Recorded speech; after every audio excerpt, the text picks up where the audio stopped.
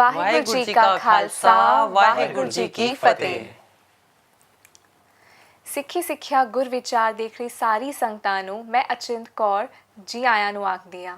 ਪਿਛਲੇ ਹਫਤੇ ਅਸੀਂ ਕਰਮਕਾਂਡ ਦੇ ਟੌਪਿਕ ਬਾਰੇ ਚਰਚਾ ਕੀਤੀ ਸੀ। ਅਸੀਂ ਦੇਖਿਆ ਕਿ ਕਰਮਕਾਂਡ ਕੀ ਹੈ, ਕਿਹੜੇ ਕਰਮਕਾਂਡ ਅੱਜ ਸਿੱਖੀ ਵਿੱਚ ਹੈਗੇ ਨੇ ਤੇ ਉਹਨਾਂ ਦਾ ਸਾਡੇ ਜੀਵਨ ਦੇ ਉੱਤੇ ਤੇ ਸਮਾਜ ਦੇ ਉੱਤੇ ਕੀ ਨੈਗੇਟਿਵ ਇੰਪੈਕਟ ਹੈ।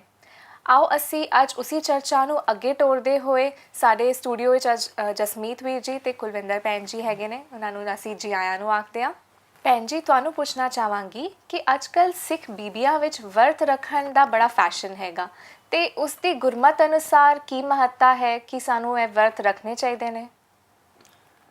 ਗੁਰਮਤਿ ਇਸ 'ਤੇ ਵਰਤ ਰੱਖਣ ਨੂੰ ਮਨਾਹੀ ਕੀਤੀ ਗਈ ਹੈ। ਵੈਸੇ ਅਗਰ ਕੋਈ ਸਮੇਂ ਬੋਲੇ ਕਿ ਮੈਂ ਹਫ਼ਤੇ 'ਚ ਜਾਂ 10 ਦਿਨਾਂ 'ਚ ਅਗਰ ਨਹੀਂ ਖਾ ਰਿਹਾ ਵਾਂ ਤਾਂ ਉਸ ਤਰ੍ਹਾਂ ਮਤਲਬ ਸਰੀਰ ਦੀ ਮਸ਼ੀਨਰੀ ਨੂੰ ਰੈਸਟ ਦੇਣ ਵਾਸਤੇ ਅਗਰ ਤੁਸੀਂ ਕਹੋ ਕਿ ਸਿਹਤ ਠੀਕ ਰਹੇ ਤਾਂ ਇੱਕ ਅਲੱਗ ਗੱਲ ਹੈ ਕਿ ਅਸੀਂ ਖਾਣ ਪੀਣ ਦਾ ਤਿਆਗ ਕੀਤਾ। ਮਗਰ ਉਸ ਏਮ ਨਾਲ ਅਗਰ ਕੀਤਾ ਹੈ ਕਿ ਅਸੀਂ ਵਰਤ ਰੱਖਿਆ ਤੇ ਸਾਡੇ ਪਾਪ ਦੂਰ ਹੋ ਜਾਣਗੇ ਤੇ ਇਹ ਕੋਈ ਧਾਰਮਿਕ ਕਰਮ ਹੈ ਤਾਂ ਇਸ ਤਰ੍ਹਾਂ ਦੀ ਕੋਈ ਗੱਲ ਨਹੀਂ, ਇੱਕ ਕਰਮਕਾਂਡ ਹੀ ਮੰਨਿਆ ਜਾਏਗਾ।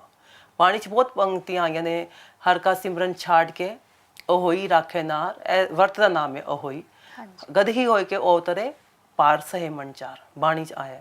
ਹੋਰ ਵੀ ਬਹੁਤ ਸਾਰੀਆਂ ਪੰਕਤੀਆਂ ਜਿਸ ਤਰ੍ਹਾਂ ਕਬੀਰ ਜੀ ਕਹਿੰਦੇ ਨੇ, ਤਨ ਅਨਾਥ ਤਨ ਗੋਪਾਲ ਤਨ ਗੁਰਦੇਵ ਤਨ ਅਨਾਥ ਭੁੱਖੇ ਕਵਲ ਟਹਿਕੇ, ਕਿ ਅਨਾਜ ਨੂੰ ਖਾ ਕੇ ਤੇ ਜਿਹਦਾ ਆਪਣਾ ਜੋ ਹਿਰਦਾ ਹੈ, ਸਰੀਰ ਰੂਪੀ ਹਿਰਦਾ ਆਪਣਾ ਜੋ ਆਪਣਾ ਸਰੀਰ ਤੰਦਰੁਸਤ ਰਹਿੰਦਾ ਹੈ। ਇਸ ਦੇ ਬਾਰੇ ਤੇ ਇਸੀ ਸ਼ਬਦ 'ਚ ਅੱਗੇ ਚੱਲ ਕੇ ਕਹਿੰਦੇ ਕਿ ਛੋੜੇ ਅੰਨ ਕਰੇ ਪਾਖੰਡ ਨਾ ਸੁਹਾਗਣ ਨਾ ਔਰਣ। ਔਰ ਇਹ ਸ਼ਬਦ ਵਿੱਚ ਅੱਗੇ ਚੱਲ ਕੇ ਫਿਰ ਕਿਆ ਹੈ ਕਿ ਅੰਨੇ ਬਿਨਾ ਨਾ ਹੋਏ ਸੁਕਾਲ। ਸੋ ਕਹਿੰਦੇ ਕਿ ਸੋਹਣਾ ਕਾਲ, ਸੋਹਣਾ ਸਮੇਂ, ਅੰਨ ਖਾਣ ਤੋਂ ਬਿਨਾ ਨਾ ਹੋਏ ਸੁਕਾਲ ਤਜੇ ਅੰਨ ਨਾ ਮਿਲੇ ਗੋਪਾਲ, ਕਿ ਅੰਨ ਦਾ ਤਿਆਗ ਕਰਨ ਨਾਲ ਸਾਨੂੰ ਅਕਾਲ ਪੁਰਖ ਵਾਹਿਗੁਰੂ ਜੀ ਦੀ ਪ੍ਰਾਪਤੀ ਨਹੀਂ ਹੋ ਸਕਦੀ। ਤੇ ਇਸ ਕਰਕੇ ਇਸ ਏਮ ਨਾਲ ਕਿ ਅਸੀਂ ਅੰਨ ਨਹੀਂ ਖਾਵਾਂਗੇ ਤੇ ਰੱਬ ਦੀ ਪ੍ਰਾਪਤੀ ਹੋ ਜਾਏਗੀ ਤੇ ਇਹ ਇੱਕ ਕਿਸਮ ਦੀ ਮਨਮਤ ਮੰਨੀ ਗਈ ਹੈ ਸਿੱਖੀਜ਼ਮ। ਪਿਛਲੀ ਵਾਰੀ ਵੀ ਅਸੀਂ ਜਦੋਂ ਵਿਚਾਰ ਕੀਤੀ ਸੀ ਕਿ ਜਦੋਂ ਮਨੁੱਖ ਕਰਮ ਕਾਂਡਾਂ ਦੇ ਵਿੱਚ ਉਲਝਿਆ ਹੈ ਉਹਦਾ ਇੱਕ ਨੈਗੇਟਿਵ ਇੰਪੈਕਟ ਉਹਦੇ ਆਪਣੇ ਉੱਤੇ ਪੈ ਰਿਹਾ ਹੈ, ਕਿਉਂਕਿ ਉਹ ਕਰਮ ਜਾਂ ਇੱਕ ਗ੍ਰੀਡ ਵਸ ਜਾਂ ਫੀਅਰ ਦੇ ਕਾਰਨ ਕਰਦਾ ਪਿਆ। ਹਾਂਜੀ। ਪਰ ਜਦੋਂ ਉਹ ਦੇਖ ਰਿਹਾ ਕਿ ਜਿਵੇਂ ਹੁਣ ਜ਼ਿਕਰ ਕੀਤਾ ਕਿ ਉਹ ਅੰਨ ਨਹੀਂ ਖਾ ਰਿਹਾ ਆਪਣੀ ਸਰੀਰ ਦੀ ਤੰਦਰੁਸਤੀ ਲਈ, ਮੁਬਾਰਕ ਹੈ। ਪਰ ਜੇ ਉਹ ਸਮਝੇ ਕਿ ਮੈਂ ਇੱਕ ਧਾਰਮਿਕ ਕਿਰਿਆ ਕਰ ਰਿਹਾ, ਭਾਈ ਗੁਰਦਾਸ ਇੱਕ ਬੜਾ ਪਿਆਰਾ ਲਿਖਦੇ ਨੇ, ਸ਼ਬਦ ਜਿਤੀ ਸਿੱਧ ਮੰਡਲੀ ਕੀ ਤੋਸ ਆਪਣਾ ਪੰਥ ਨਿਰਾਲਾ, ਇੱਕ ਨਿਰਾਲਾ ਪੰਥ ਸੀ। ਹੁਣ ਪਰ ਜਦੋਂ ਅੱਜ ਇੱਕ ਜਵਾਨ ਇੱਕ ਨੌਜਵਾਨ ਵੇਖੇਗਾ ਸਾਡੇ ਵਿੱਚ ਉਹ ਕੀ ਨਿਆਰਾਪਨ ਰਹਿ ਗਿਆ। ਜੇ ਅਸੀਂ ਸਮਾਜ ਵੱਲ ਵੇਖੀਏ, ਉਹ ਇੱਕ ਧਾਰਮਿਕ ਕਰਮਕਾਂਡ ਕਰਦੇ ਪਏ ਨੇ ਅੰਨ ਛੱਡ ਕੇ, ਕਿ ਸਾਡੇ ਘਰਾਂ ਵਿੱਚ ਉਹ ਨਹੀਂ ਹੈ। ਉਹ ਇੱਕ ਫਿਰ ਦੁਬਾਰਾ ਇੱਕ ਕਨਫਿਊਜ਼ ਸਟੇਟ ਵਿੱਚ ਆ ਗਿਆ।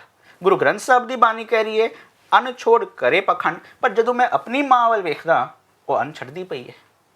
ਜਦੋਂ ਉਹ ਕਨਫਿਊਜ਼ ਸਟੇਟ ਵਿੱਚ ਆਏਗਾ ਉਹ ਫਿਰ ਬਾਗੀ ਹੋ ਜਾਏਗਾ, ਨਹੀਂ ਮੈਂ ਇਸ ਚੀਜ਼ ਨੂੰ ਦੂਰ ਹੀ ਠੀਕ ਹਾਂ। ਇਸ ਕਰਕੇ ਉਹ ਕਿਰਦਾਰ, ਗੁਰੂ ਗ੍ਰੰਥ ਸਾਹਿਬ ਦੀ ਬਾਣੀ is a way of life, ਉਹ ਇੱਕ ਸਿੱਖ ਦਾ ਕਿਰਦਾਰ ਤਿਆਰ ਕਰਦੀ ਸੀ। ਉਹ ਕਿਰਦਾਰ ਨਾ ਬਣ ਸਕਿਆ। ਮੈਂ ਇੱਕ ਉਦਾਹਰਨ ਤੁਹਾਡੇ ਸਾਹਮਣੇ ਰੱਖਾਂ। ਭਾਈ ਕਲਿਆਣਾ ਜੀ ਹੋਏ ਨੇ ਗੁਰੂ ਅਰਜਨ ਸਾਹਿਬ ਦੇ ਵਕਤ, ਉਹ ਮੰਡੀ ਗਏ। ਮੰਡੀ ਰਿਆਸਤ ਦਾ ਰਾਜਾ ਵਰਤ ਰੱਖਦਾ ਸੀ ਤੇ ਆਪਣੇ ਪੂਰੇ ਰਾਜ ਨੂੰ ਵੀ ਫੋਰਸ ਕਰਦਾ ਸੀ ਕਿ ਤੁਸੀਂ ਵਰਤ ਰੱਖਣਾ। ਭਾਈ ਕਲਿਆਣਾ ਜੀ ਗੁਰੂ ਅਰਜਨ ਸਾਹਿਬ ਦੇ ਸਮੇਂ ਦੇ ਸਿੱਖ ਨੇ। ਉਹ ਉਧਰ ਪਹੁੰਚੇ ਤੇ ਰਾਜੇ ਨੇ ਐਲਾਨ ਕੀਤਾ ਕਿ ਅੱਜ ਕੋਈ ਅੱਗ ਨਹੀਂ ਬਾਲੇਗਾ, ਚੂਲਾ ਨਹੀਂ ਬਾਲੇਗਾ। ਪਰ ਭਾਈ ਕਲਿਆਣਾ ਨੇ ਬਾਦਸ਼ਾਹ ਦੇ ਹੁਕਮ ਦੀ ਪਰਵਾਹ ਨਹੀਂ ਕੀਤੀ, ਕਿਉਂਕਿ ਉਹ ਬਾਦਸ਼ਾਹ ਦੇ ਅਧੀਨ ਨੇ। ਫਿਰ ਦੁਹਰਾਵ ਕਰਾਂ, ਉਹਨਾਂ ਨੇ ਬਾਦਸ਼ਾਹ ਦੇ ਹੁਕਮ ਦੀ ਪਰਵਾਹ ਨਾ ਕੀਤੀ ਕਿਉਂਕਿ ਉਹ ਬਾਦਸ਼ਾਹ ਦੇ ਅਧੀਨ ਸੀ। ਉਹਨਾਂ ਨੇ ਆਪ ਵੀ ਲੰਗਰ ਤਿਆਰ ਕੀਤਾ, ਉਹਨਾਂ ਦੇ ਨਾਲ ਸਿੱਖਾਂ ਨੇ ਵੀ ਲੰਗਰ ਤਿਆਰ ਕੀਤਾ ਤੇ ਪੁਕਾਰ ਕੀਤੀ, ਜੇ ਕੋਈ ਭੁੱਖਾ ਹੈ ਉਹ ਸਾਡੇ ਕੋਲ ਆ ਕੇ ਖਾ ਸਕਦਾ ਹੈ। ਰਾਜੇ ਨੇ ਉਹਨੂੰ ਪੁਕਾਰਿਆ। ਆ ਮੈਂ ਤੇਰੇ ਨਾਲ ਗੱਲ ਕਰਨਾ ਚਾਹੁੰਦਾ। ਵੈਸੇ ਭਾਈ ਕਲਿਆਣਾ ਇਸੀ ਉਡੀਕ ਵਿੱਚ ਸੀ। ਸਾਨੂੰ ਵੀ ਇਹ ਉਡੀਕ ਹੋਣੀ ਚਾਹੀਦੀ ਹੈ ਕਿਹਦੇ ਨਾਲ ਅਸੀਂ ਗੁਰੂ ਨਾਨਕ ਦੀ ਵਿਚਾਰਧਾਰਾ ਡਿਸਕਸ ਕਰ ਸਕੀਏ, ਜੋ ਸਾਡੀ ਪ੍ਰੋਬਲਮਸ ਨੇ, ਜੋ ਸਮਾਜ ਦੀ ਸੁਸਾਇਟੀ ਦੀ ਪ੍ਰੋਬਲਮਸ ਨੇ, ਉਹ ਡਿਸਕਸ ਕਰਕੇ ਸੋਲਿਊਸ਼ਨਸ ਵੱਲ ਜਾਈਏ।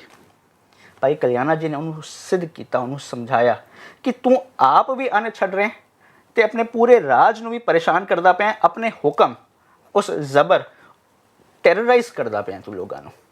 ਜਦੋਂ ਗੁਰੂ ਨਾਨਕ ਦੀ ਵਿਚਾਰਧਾਰਾ, ਗੁਰੂ ਅਰਜਨ ਸਾਹਿਬ ਦੀ ਵਿਚਾਰਧਾਰਾ ਸਮਝਾਈ, ਉਹ ਇੰਨਾ ਪ੍ਰਭਾਵਿਤ ਹੋਇਆ ਕਿ ਉਹ ਆਪ ਗੁਰੂ ਅਰਜਨ ਸਾਹਿਬ ਨੂੰ ਮਿਲਣ ਆਇਆ। ਉਹਨੇ ਕਬੂਲ ਕੀਤਾ ਕਿ ਮੈਂ ਪਖੰਡ ਕਰਦਾ ਪਿਆ ਸੀ।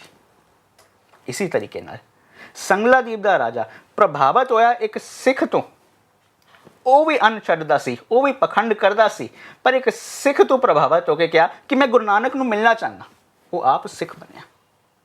ਜੇ ਸਿੱਖ ਦੀ ਜ਼ਿੰਦਗੀ ਵਿੱਚੋਂ ਇਹੋ ਜਿਹੇ ਵਹਿਮ, ਇਹੋ ਜਿਹੇ ਭਰਮ, ਇਹੋ ਜਿਹੇ ਪਖੰਡ ਨਿਕਲ ਜਾਣਗੇ ਤੇ ਉਹ ਇੱਕ ਲਿਵਿੰਗ ਇੱਕ ਇਹੋ ਜਿਹਾ ਇੱਕ ਐਗਜ਼ਾਮਪਲ ਕ੍ਰੀਏਟ ਕਰੇਗਾ ਸਮਾਜ ਵਾਸਤੇ ਕਿ ਮੈਂ ਵੀ ਇਹੋ ਜਿਹਾ ਬਣਨਾ ਚਾਹੁੰਦਾ ਹੈ। ਦੇਖੋ ਇਹਦੀ ਲਾਈਫ ਕਿੰਨੀ ਸਿੰਪਲ ਹੈ। ਇਹ ਵਹਿਮ ਭਰਮ ਕਰਮ ਕਾਂਡਾਂ ਵਿੱਚ ਨਹੀਂ ਫਸਦਾ, ਇਹ ਅੰਨ ਨੂੰ ਨਹੀਂ ਛੱਡਦਾ, ਇਹਨੂੰ ਭੁੱਖ ਲੱਗੇ ਖਾਂਦਾ ਹੈ, ਪਰ ਹਾਂ ਖਾਂਦਾ ਅਕਲ ਦੇ ਨਾਲ ਹੈ।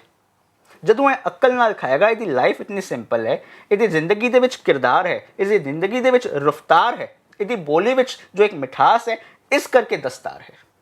ਦਸਤਾਰ ਦੇ ਪਿੱਛੇ ਇੱਕ ਸਿੱਖ ਦਾ ਕਿਰਦਾਰ ਹੈ, ਸਿੱਖ ਦੀ ਗੁਫ਼ਤਾਰ ਹੈ, ਸਿੱਖ ਦੀ ਜ਼ਿੰਦਗੀ ਦੀ ਰਫਤਾਰ ਹੈ। ਜਦੋਂ ਇਹ ਤਿੰਨਾਂ ਚੀਜ਼ਾਂ ਦਾ ਇਕੱਠ ਹੋ ਗਿਆ ਤਾਂ ਤੇਰੀ ਸਿਰ ਤੇ ਜੋ ਦਸਤਾਰ ਸੱਜੀ ਹੋਏਗੀ ਦੁਨੀਆ ਉਦਾਹਰਨ ਦੇਗਾ। ਪਰ ਜੇ ਤੂੰ ਬਾਹਰੀ ਪਖੰਡ ਕਰਦਾ ਰਹਿ ਗਿਆ ਫਿਰ ਤੂੰ ਨਾ ਆਪਣੇ ਜੋਗਾ, ਨਾ ਪਰਿਵਾਰ ਜੋਗਾ, ਨਾ ਸਮਾਜ ਜੋਗਾ। ਬਾਣੀ ਨੇ ਇੱਥੇ ਵੀ ਕਹਿੰਦਾ ਕਿ ਤਿਆਗਨ ਨਿਕਾ ਕਾਮ ਕ੍ਰੋਧ ਲੋਭ ਮੋਹ ਤਿਆਗਨਾ। ਤਿਆਗਣਾ ਤੇ ਤਿਆਗ ਤੇ ਸਾਨੂੰ ਆਪਣੇ ਵਿਕਾਰਾਂ ਦਾ ਕਰਨਾ ਸੀ, ਮਗਰ ਅਸੀਂ ਅੰਨ ਦਾ ਹੀ ਤਿਆਗ ਕਰਕੇ ਬੈਠ ਗਏ। ਤਾਂ ਹੀ ਤੇ ਬਣ ਕੇ ਅੰਦੇ ਨਾਨਕ ਸੋ ਪ੍ਰਭ ਸਿਮਰਿਏ ਇਸ ਦੇ ਹੀ ਕੋ ਪਾਲ। ਤਾਂ ਅਸੀਂ ਉਸਨੂੰ ਖਾਣ ਪੀਣ ਨਾਲ ਹਰ ਇੱਕ ਚੀਜ਼ ਨੂੰ ਜੋੜ ਲੈਂਦੇ ਹਾਂ ਤੇ ਮੀਨਿੰਗ ਕੁਝ ਹੋਰ ਹੁੰਦੇ, ਅਸੀਂ ਕੁਝ ਹੋਰ ਕੱਢ ਲੈਂਦੇ ਹਾਂ। ਤੇ ਇਸ ਤਰ੍ਹਾਂ ਠੀਕ। ਤੇ ਜੇਕਰ ਅਸੀਂ ਦੇਖੀਏ ਦੇਖਾ ਦੇਖੀ ਹੈ ਕਾਫੀ ਸਾਰੇ ਕਰਮਕਾਂਡ ਸਾਡੇ ਸਿੱਖ ਧਰਮ ਵਿੱਚ ਆ ਗਏ ਨੇ। ਅਸੀਂ ਦੂਸਰਿਆਂ ਵੱਲ ਜ਼ਿਆਦਾ ਦੇਖਦੇ ਹਾਂ, ਅਸੀਂ ਗੁਰੂ ਦੀ ਗੱਲ ਨਹੀਂ ਸੁਣਦੇ ਹਾਂ ਬਸ। ਅਸੀਂ ਦੂਸਰਿਆਂ ਕਿਉਂਕਿ ਜਿਸ ਤਰ੍ਹਾਂ ਅਸੀਂ ਪਹਿਲਾਂ ਵੀ ਵਿਚਾਰ ਕੀਤੀ ਸੀ ਕਿ ਬਾਣੀ ਕਹਿੰਦੀ ਹੈ ਥਾਲ ਵਿੱਚ ਤਿੰਨ ਵਸਤੂ ਪਈ, ਉਹ ਸਤ ਸੰਤੋਖ ਵਿਚਾਰੋ। ਸੰਤੋਖ ਲਾਲਚ ਖਤਮ ਹੋਣਾ, ਪਰ ਅਸੀਂ ਬਾਣੀ ਨੂੰ ਵੀ ਮਿਸਯੂਜ਼ ਕੀਤਾ ਆਪਣੀ ਲਾਲਚ ਦੀ ਪੂਰਤੀ ਲਈ। ਉਸ ਮਿਸਯੂਜ਼ ਕਰਨ ਦਾ ਨਤੀਜਾ ਇਹ ਨਿਕਲਿਆ ਫਿਰ ਦੁਬਾਰਾ ਕਿ ਅੱਜ ਗੁਰਦੁਆਰੇ ਖਾਲੀ ਨੇ। ਨਤੀਜਾ ਇਹ ਨਿਕਲਿਆ ਕਿ ਗੁਰਦੁਆਰਿਆਂ ਵਿੱਚ ਸੱਚ ਦੀ ਵਿਚਾਰ ਨਹੀਂ ਹੋਈ ਜਾ ਰਹੀ। ਇਸ ਕਰਕੇ ਇੱਕ ਨੌਜਵਾਨ ਕਨਫਿਊਜ਼ਡ ਸਟੇਟ ਵਿੱਚ ਹੈ। ਤੁਸੀਂ ਕਿਸ ਜਗ੍ਹਾ ਤੇ ਜਾਣਾ, ਸਿੱਧੀ ਸੜਕ ਜਾਂਦੀ ਹੈ, ਤੁਸੀਂ ਆਰਾਮ ਨਾਲ ਡਰਾਈਵ ਕਰਦੇ ਹੋਗੇ, ਕੋਈ ਚਿੰਤਾ ਨਹੀਂ, ਕੋਈ ਫਿਕਰ ਨਹੀਂ। ਪਰ ਤੁਹਾਨੂੰ ਪਤਾ ਲੱਗੇ ਕਿ ਇੱਧਰ 4 ਰਸਤੇ ਨੇ, ਇੱਕ ਰਸਤਾ ਉਧਰ ਵੀ ਜਾਂਦਾ ਹੈ, ਉਧਰ ਵੀ ਜਾਂਦਾ ਹੈ, ਉਧਰ ਹੀ ਐਕਸੀਡੈਂਟ ਵੀ ਹੋ ਸਕਦੇ ਨੇ ਤੇ ਉਧਰ ਹੀ ਤੁਸੀਂ ਗਲਤ ਰਾਹ ਤੇ ਵੀ ਪੈ ਸਕਦੇ ਹੋ। ਜੇ ਗੁਰੂ ਦੀ ਵਿਚਾਰਧਾਰਾ ਸਮਝਾਈ ਜਾਂਦੀ, ਇਤ ਮਾਰਗ ਚੱਲੇ ਭਾਈੜੇ ਗੁਰ ਕਹੇ ਸੁਕਾਰ ਕਮਾਈ ਜਿਓ, ਤਿਆਗਿਆ ਮਨ ਕੀ ਮਤੜੀ ਵਿਸਾਰੇ ਦੂਜਾ ਪਾਓ ਜਿਓ। ਤੂੰ ਆਪਣੀ ਮਨ ਦੀ ਮਤ ਛੱਡ ਦੇ, ਤੂੰ ਇੱਕ ਸ਼ਿੰਗਾਰ ਕਰ ਕਿਹੜਾ ਮਿੱਠਾ ਬੋਲਣ ਦਾ, ਇੱਕ ਸ਼ਿੰਗਾਰ ਕਰ ਠੀਕ ਦੇਖਣ ਦਾ, ਸ਼ਿੰਗਾਰ ਕਰ ਹੱਥਾਂ ਨਾਲੋਂ ਠੀਕ ਕੰਮ ਕਰਨ ਦਾ। ਹੱਥ ਉਹੀ ਰਹਿਣਗੇ ਜਿਹਦੇ ਨਾਲ ਤੂੰ ਪਹਿਲੇ ਲੋਕਾਂ ਨੂੰ ਠੱਗਦਾ ਸੀ, ਹੁਣ ਤੂੰ ਪਿਆਰ ਕਰੇਗਾ। ਉਹ ਸਿੱਖ ਦਾ ਉਹ ਜ਼ਿੰਦਗੀ ਬਣਨੀ ਹੈ, ਉਹ ਜੀਵਨ ਬਣਨਾ ਹੈ ਕਿ ਉਹ ਮਿਸਾਲ ਕਰੇਗਾ ਦੁਨੀਆ ਦੇ ਸਾਹਮਣੇ, ਇੱਕ ਮਿਸਾਲ ਪੇਸ਼ ਹੋਏਗਾ। ਹਾਂਜੀ।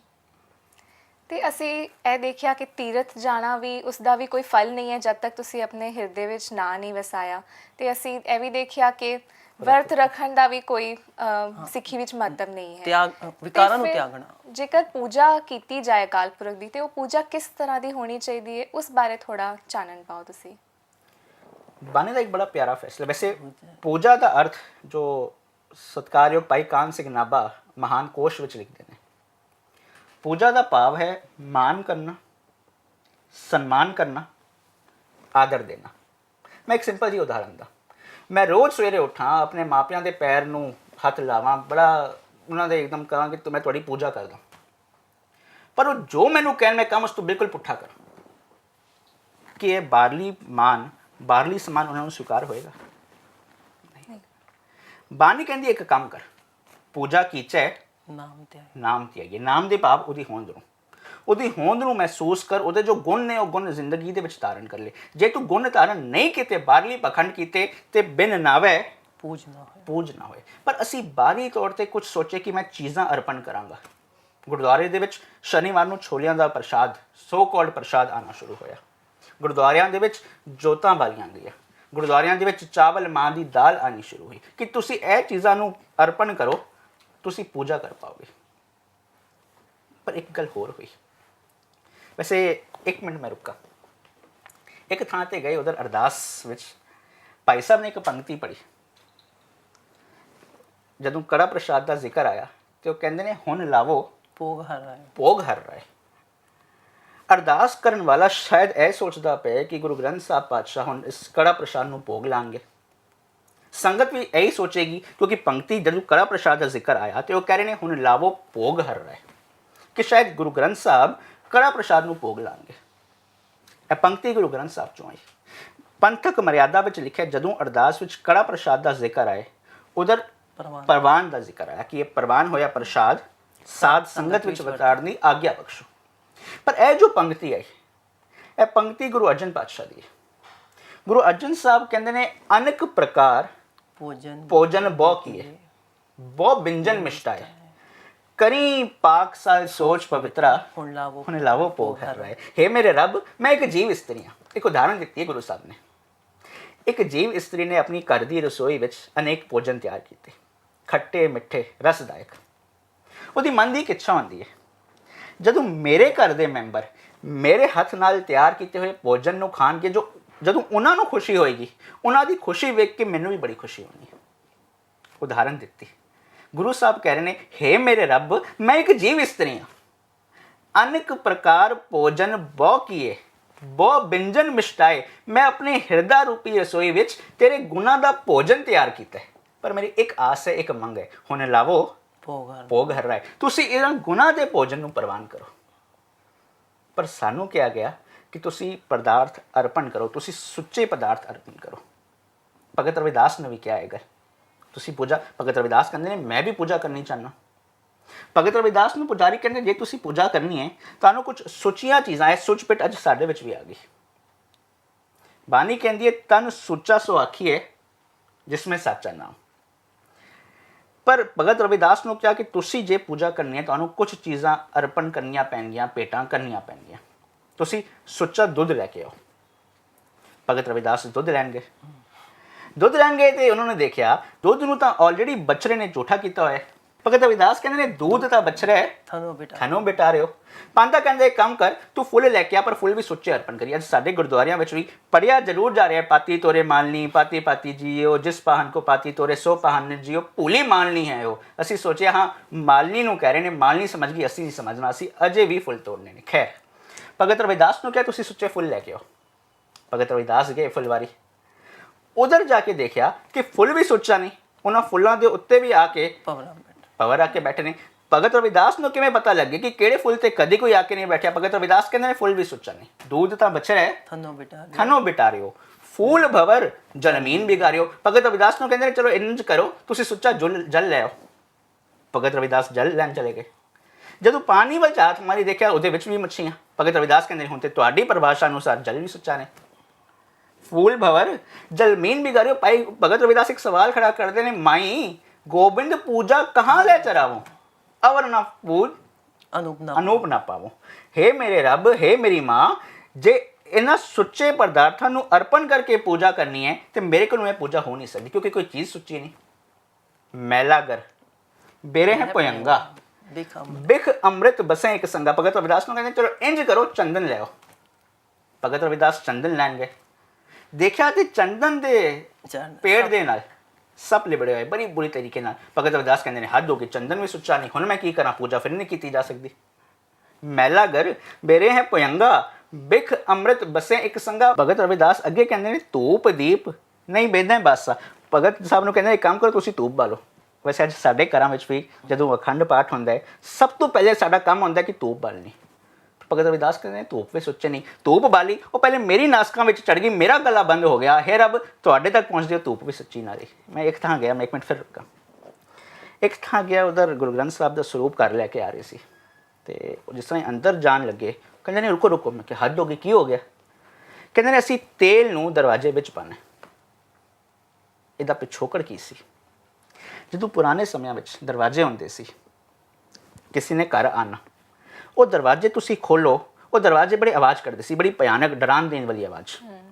वो दरवाजे आवाज़ ना करन, इसलिए उन्हां दे विच वो तेल चोया गया। अज साडे नवे टेक्नोलॉजी अनुसार बने दरवाजे, उन्हां दे विच असीं तेल पाया। टाइल्स दे विच कोई मेरी बुजुर्ग माँ फिसल के अपनी हड्डियां जरूर तोड़ेगी, पर क्यों असीं अक्ल की वरतों नहीं करती? भगत रविदास ने कहा, तुसीं धूप लैके आओ।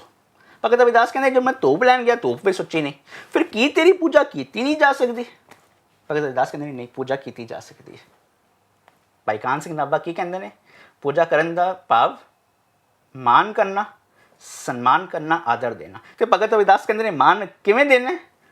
तन मन अर्पों पूज चढ़ाऊं। जे तो कोई चीज़ पेटा करनी है, अपने तन भाव अपने कर्म अर्प दे।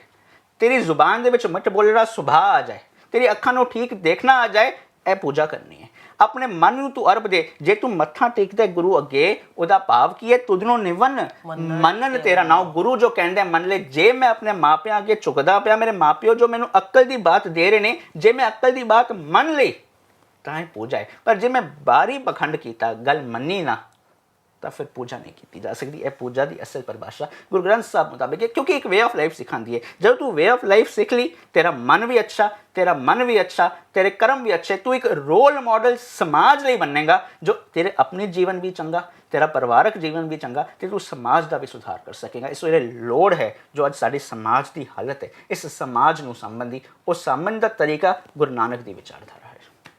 ਬੜਾ ਹੀ ਡੂੰਘਾ ਵਿਚਾਰ ਸੀ ਵੀਰ ਜੀ ਕਿ ਪੂਜਾ ਅਕਾਲ ਪੁਰਖ ਦੀ ਕਿਵੇਂ ਕਰਨੀ ਹੈ, ਕਿਵੇਂ ਪ੍ਰਾਪਤੀ ਹੋ ਸਕਦੀ ਹੈ ਰੱਬ ਦੀ।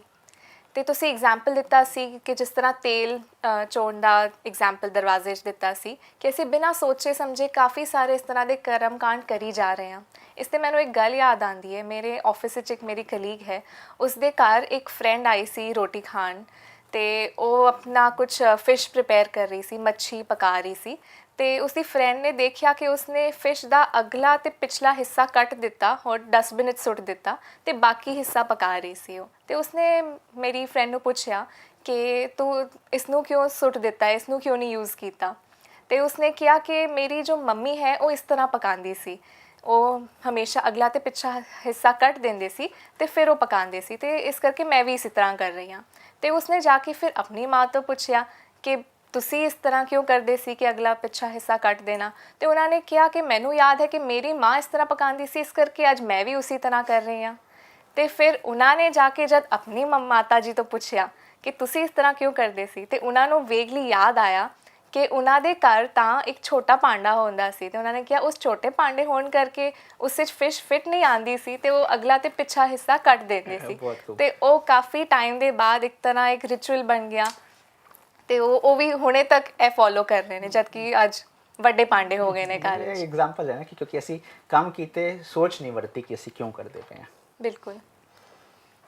ਤੇ ਹੋਰ ਵੀ ਇਸ ਤਰ੍ਹਾਂ ਦੇ ਕਈ ਕਰਮ ਕਾਂਡ ਸਾਡੀ ਜ਼ਿੰਦਗੀ 'ਚ ਆ ਗਏ ਨੇ। ਮਾਲਾ ਫੇਰਨਾ ਹੋ ਗਿਆ ਜਾਂ ਫਿਰ ਸ਼ਰਾਧ ਮੰਨਣਾ ਹੋ ਗਿਆ। ਇਹਨਾਂ ਸਭ ਦਾ ਸਿੱਖੀ ਨਾਲ ਕੀ ਰਿਲੇਸ਼ਨ ਹੈ ਔਰ ਕਿਤਨੇ ਹੱਦ ਤੱਕ ਸਾਨੂੰ ਇਹਨਾਂ ਨੂੰ ਮੰਨਣਾ ਚਾਹੀਦਾ ਹੈ?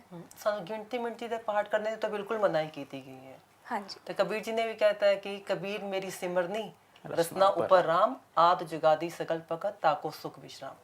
कि मैं तो परमात्मा का नाम हर वेले रहना वा, लेकिन कुछ ਜਿਹੜੇ ਹੈ ਨੇ ਉਹਨਾਂ ਨੇ ਤੇ ਐਵੇਂ ਜਿਹੜੀ ਸ਼ਲੋਕ ਵਾਰਾ ਤੋਂ ਵਧੇਗੀ ਤੀਸਰੇ ਪਾਸ਼ਾ ਦੀ ਪੰਕਤੀ ਲੈ ਲਈ ਕਿ ਗੁਰਮੁਖਾਂ ਕਰਾਂ ਉੱਪਰ ਹਰ ਚੇਤਿਆ। ਭਾਵ ਉਹਨਾਂ ਨੇ ਆਪਣੇ ਹੱਥਾਂ ਵਿੱਚ ਮਾਲਾ ਫੜ ਲੀਆਂ, ਜਦ ਕਿ ਉਸਦਾ ਅਸਲ ਭਾਵ ਇਹ ਨਹੀਂ ਹੈ। ਗੁਰਮੁਖਾਂ ਕਰਾਂ ਉੱਪਰ ਹਰ ਚੇਤਿਆ ਦਾ ਭਾਵ ਹੈ ਕਿ ਉਹਨਾਂ ਨੇ ਆਪਣੇ ਹੱਥਾਂ ਨਾਲ ਕੋਈ ਗਲਤ ਕੰਮ ਨਹੀਂ ਕੀਤਾ।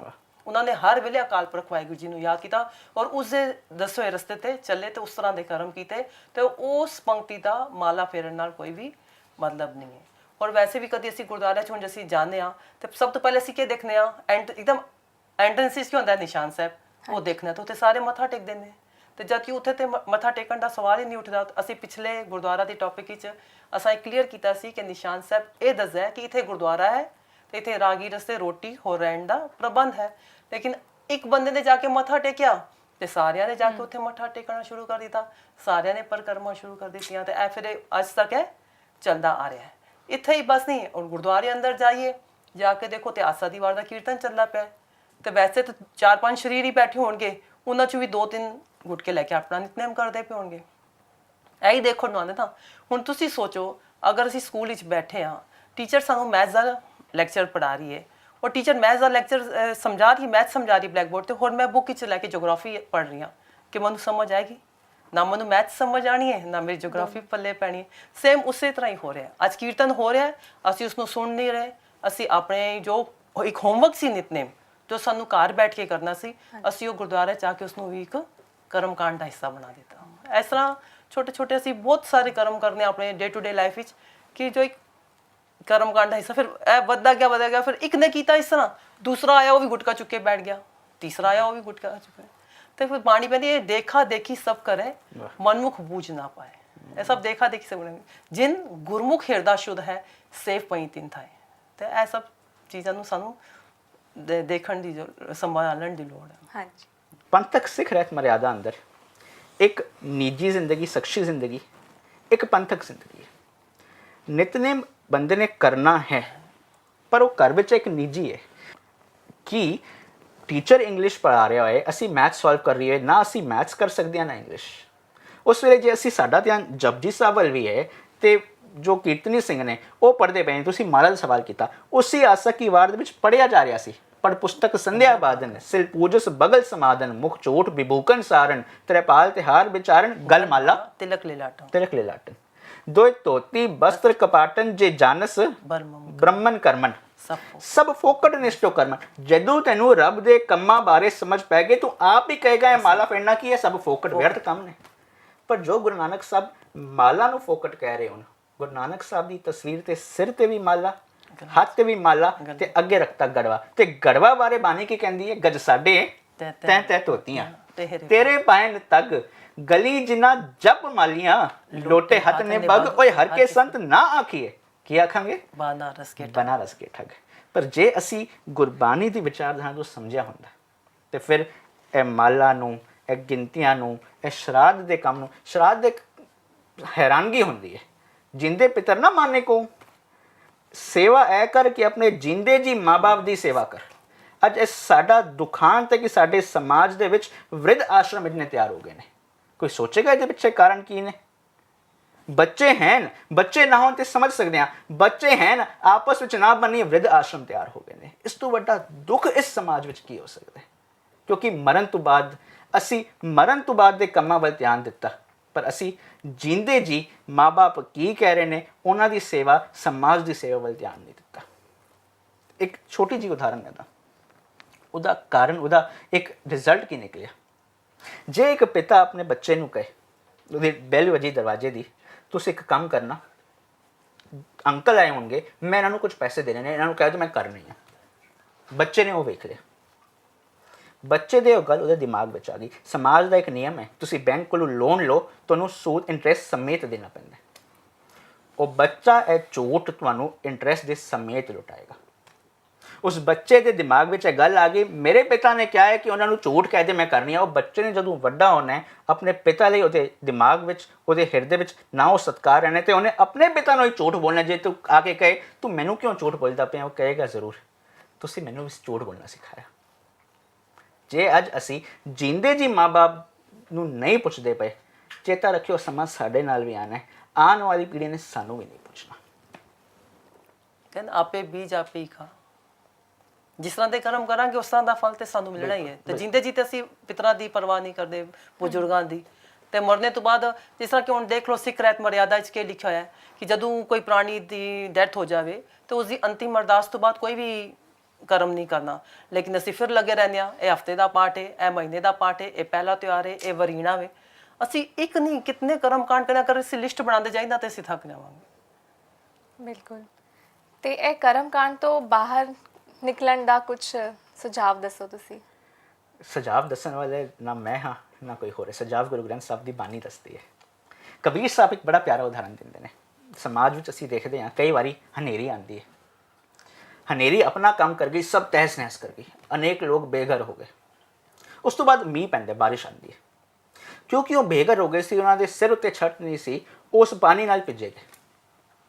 ਬਾਰਿਸ਼ ਆਪਣਾ ਕੰਮ ਕਰ ਗਈ, ਕੁਝ ਟਾਈਮ ਬਾਅਦ ਸੂਰਜ ਫਿਰ ਉदय ਹੋ ਗਿਆ।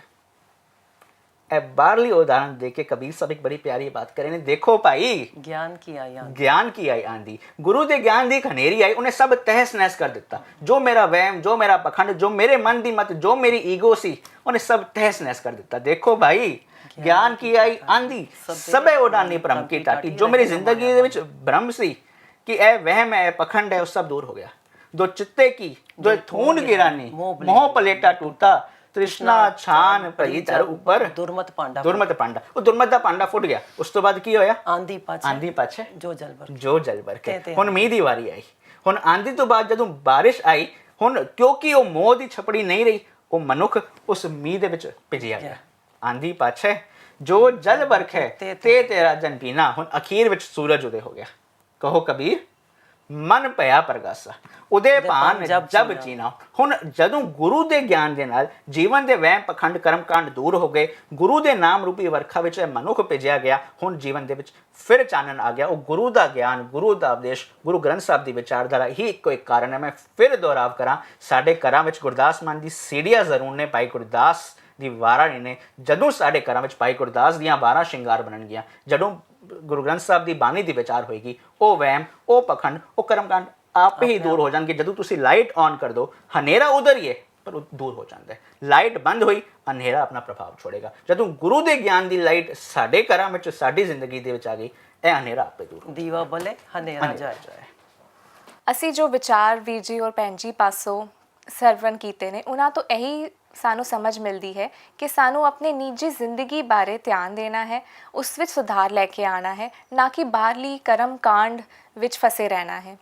ਅੱਜ ਅਸੀਂ ਕਰਮ ਕਾਂਡ ਵਿਸ਼ੇ ਬਾਰੇ ਚਰਚਾ ਕੀਤੀ। ਵੀਰ ਜੀ ਔਰ ਭੈਣ ਜੀ ਨੇ ਸਾਨੂੰ ਦੱਸਿਆ ਕਿ ਕਰਮ ਕਾਂਡ ਕੀ ਹੈਗੇ ਨੇ, ਕਿਹੜੇ-ਕਿਹੜੇ ਕਰਮ ਕਾਂਡ ਅੱਜ ਸਾਡੀ ਜ਼ਿੰਦਗੀ ਵਿੱਚ ਆ ਗਏ ਨੇ ਤੇ ਉਹਨਾਂ ਕਰਮ ਕਾਂਡਾਂ ਤੋਂ ਬਾਹਰ ਨਿਕਲਣ ਵਾਸਤੇ ਸਾਨੂੰ ਕੀ ਕਰਨਾ ਚਾਹੀਦਾ ਹੈ। ਹੋਰ ਵੀ ਇਸ ਤਰ੍ਹਾਂ ਦੇ ਬੜੇ ਕਰਮ ਕਾਂਡ ਹੈਗੇ ਨੇ ਜੋ ਅੱਜ ਅਸੀਂ ਇੱਥੇ ਡਿਸਕਸ ਨਹੀਂ ਕਰ ਪਾ ਰਹੇ ਹਾਂ ਕਿਉਂਕਿ ਸਮੇਂ ਇਜਾਜ਼ਤ ਨਹੀਂ ਦੇ ਰਿਹਾ, ਪਰ ਸਾਨੂੰ ਇਹ ਸਮਝ ਆ ਗਈ ਹੈ ਕਿ ਜੋ ਵੀ ਕਰਮ ਕਾਂਡ ਹੈਗੇ ਨੇ ਉਹਨਾਂ ਨੂੰ ਅਸੀਂ ਗੁਰਬਾਣੀ ਦੀ ਕਸਵੱਟੀ ਤੇ ਪਰਖਣਾ ਹੈ, ਫਿਰ ਵਿਚਾਰਨਾ ਹੈ ਕਿ ਉਹ ਸਹੀ ਹੈ ਜਾਂ ਗਲਤ। ਅਸੀਂ ਇਹ ਵੀ ਸਮਝਿਆ ਕਿ ਅਸਲ ਵਿੱਚ ਗੁਰਬਾਣੀ ਅਨੁਸਾਰ ਆਪਣੇ ਜੀਵਨ ਨੂੰ ਸੁਧਾਰਨਾ ਹੀ ਅਸਲ ਧਰਮ ਹੈ, ਨਾ ਕਿ ਇਹ ਫੋਕਟ ਕਰਮ ਕਾਂਡ। ਜੇਕਰ ਤੁਹਾਡੇ ਕੋਈ ਸੁਝਾਅ ਹੋਣ, ਤੁਸੀਂ ਸਾਨੂੰ ਸਕਰੀਨ ਤੇ ਦਿੱਤੇ ਹੋਏ ਈਮੇਲ ਐਡਰੈਸ ਤੇ ਭੇਜ ਸਕਦੇ ਹੋ। ਹੋਈਆਂ ਭੁੱਲਾਂ ਚੁੱਕਾਂ ਦੀ ਖਿਮਾ, ਫਤਿਹ ਪ੍ਰਵਾਨ ਕਰਨੀ। ਵਾਹਿਗੁਰੂ ਜੀ ਕਾ ਖਾਲਸਾ, ਵਾਹਿਗੁਰੂ ਜੀ ਕੀ ਫਤਿਹ।